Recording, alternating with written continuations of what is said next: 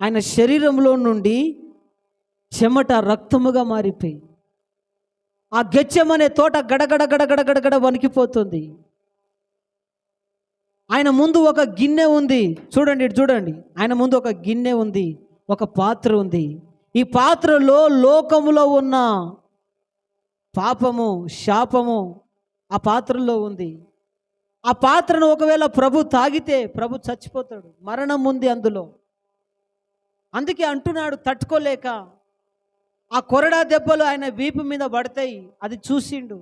ముళ్ళ కిరీటం చూసిండు, పక్కలో బల్లెపోటు చూసిండు, కాళ్ళకు మేకులు చూసిండు, కొట్టక ముందే చూసిండు. ఆ బరువైన సిలువ ఆయన భుజం మీద వేస్తారు, అది ప్రభు చూసిండు.